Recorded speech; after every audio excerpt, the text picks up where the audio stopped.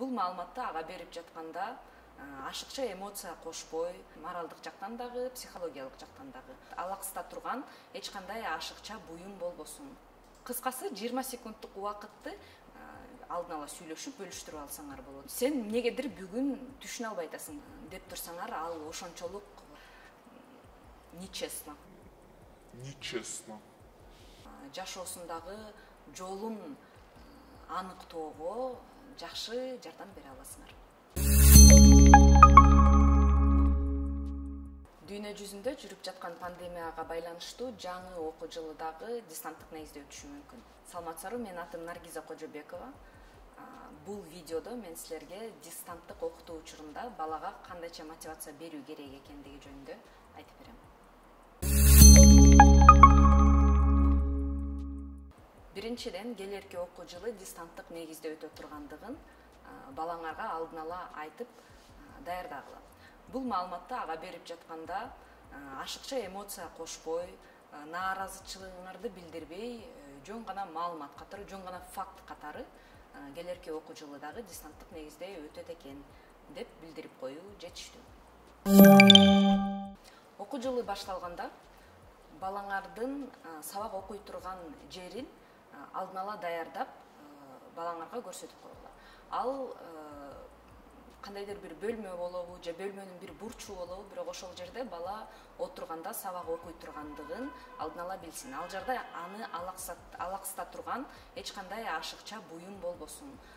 Болгону компьютер, телевизор, эгер телевизор аркылуу окуса, анан телефон, эгер телефон аркылуу окуса. Андан башка ашыкча буюмдардын бардыгын алып салганга аракет кылгыла. Өзүңөрдүн күн тартибиңерди жана баланын күн тартибин иретке келтиргиле жана бири-бириңерге ыкташканга аракет кылгыла. Эгер бала кайсы окуядан кийин эмне боло турганын алдын ала билсе, бул ага кыйла жеңилдик берет, моралдык жактан дагы, психологиялык жактан дагы. Ошондуктан күн тартибин алдын ала түзүп алып, бир баракчага чыгарып алып туруп, көрүнүктүү жерге илип койгула. Бала күндө ар дайым мектепке барып аткандагыдай эле бир маалда туруп, белгилүү бир убакытта сабак окусун, белгилүү бир убакытта тамактансын, анан белгилүү бир убакытта сабактарын окуп, үй тапшырмасын жазсын.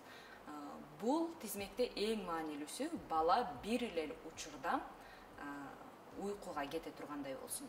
Мисалы үчүн, ар дайым саат 10-до жата турган болсо, бул дем алыш күн болобу, иш күн болобу, ар дайым ушул учурда жатсын.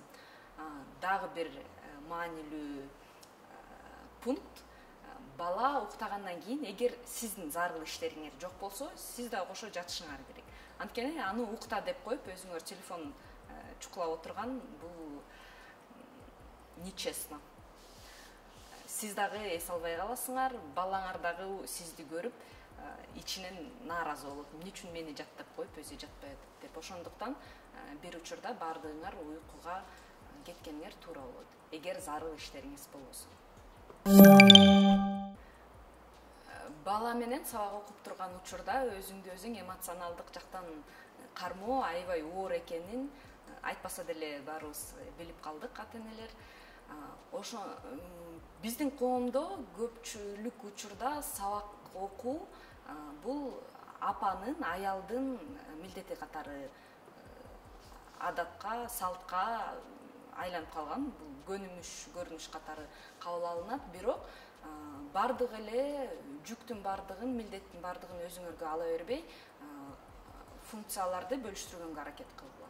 Мисалы үчүн, эгер баланын атасы, сиздин жолдошуңар кайсыдыр бир сабактан мыктыраак, жакшыраак болсо, ошол сабакты баласы менен ал окусун. Эгер үйдө чоң ата, чоң апалары бар болсо, аларга дагы айрым сабактарды бөлүштүрүп, алдын ала сүйлөшүп, бөлүштүрүп алсаңар болот. Мисалы үчүн, апасы баласы менен кыргыз тил, орус тил, чет тил сабагын окусун, атасы менен бирге математика сабагын окусун, чоң ата, чоң апалары менен тарых, география, физика жана башка сабактарды окуп, үй тапшырмаларын жардам берсе, аябай жакшы болот. Эгер балаңарга түшүндүрүп бере албай, эмоцияларыңар ашып-ташып турса, психологияда 20 секунд эрежеси деген бар.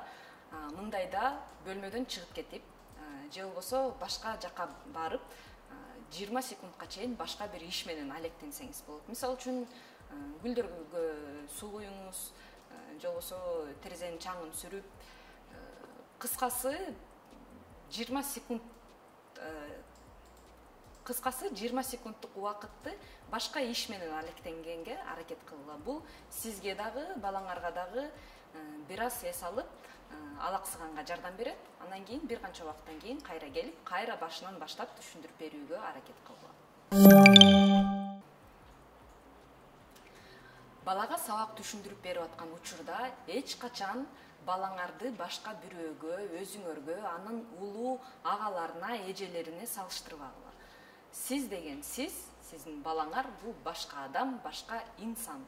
Аны башка бирөөгө салыштырып, андан жакшыраак же жаманыраак дегенге такыр болбойт. Баланы өзүнө өзүң гана салыштыргыла. Мына мисалы үчүн сен эмнегедир бүгүн түшүнө албай атасың. Кечээ сен бул сабакты жакшыраак жасагансың. Же тескерисинче, кечээ сен буну билбей аткансың, мына бүгүн оңой эле жасап атасың. Сен азаматсың деп мактап турсаңар болот.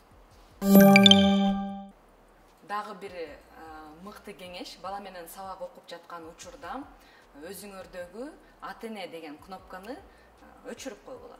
Бул учурда ата-эне экениңерди унутуп коюп, балага жалаң маалымат бергенге жана сабагын түшүндүргөнгө гана аракет кыл. Ошол эле учурда сабак окуп бүтүп, тапшырмалардын бардыгын аткарып бүткөндөн кийин мугалим деген функцияны өчүрүп туруп, ата-эне деген функцияны кайра ишке киргизгиле. Ата-эне болгонуңарда балаңарды эркелетип, бүгүнкү күндөгү жетишкен ийгиликтерин айтып мактап, эгер бир нерселер колунан келбей калса, аны тамашага салып айтып койсоңор болот. Балаңарды сөзсүз мактап, кучактап, колдоп, ага дем күч берип тургула. Кыргыздарда мактоо жарашпайт деген сөз көп эле айтылат, бирок бул сөз туура эмес деген ойдомун. Бардык адамдар, өзгөчө балдар мактоого жана колдоого муктаж. Силер канчалык балаңарды мактап, азаматсың деп турсаңар, ал ошончолук мындан да жакшыраак жасап, мындан да көбүрөөк ийгиликтерге жетишкенге аракет кылат. Эгер колунан келбей атса, же кандайдыр бир жаңылыштык кетирсе, ката жазып алса, аны кечке айтып, ошону такып, улам чукуп көрсөтө бербестен, тетирисинче эч нерсе эмес. Биз жөн эле адамбыз, биз жаңылабыз. Сен бүгүн жаңылдыңбы, эртең жаңылбайсың, билип калдың деп жөн гана жайдары айтып түшүндүрүп берүүгө аракет кылгыла. Дистанттык окутуу ата-эне менен баланын ортосундагы мамиле түзүү үчүн эң сонун шарт. Анткени силер балаңардын жөндөмдөрүн жана анын кызыгууларын билип алганга жакшы мүмкүнчүлүк түзүлөт. Айрым балдар маалыматты көзү менен тезирээк кабыл алат жана эсине тутуп алат. Андай балдарды визуал деп коет. Айрым балдар тескерисинче, алар бир укканын эстеп калат, куйма кулак. Алар маалыматты кулак аркылуу угушат. Мындай боло турган болсо, силер балага көбүрөөк оозеки айтып берип, көбүрөөк окуяларды айтып берип, жеткирүүгө аракет кылышыңар керек.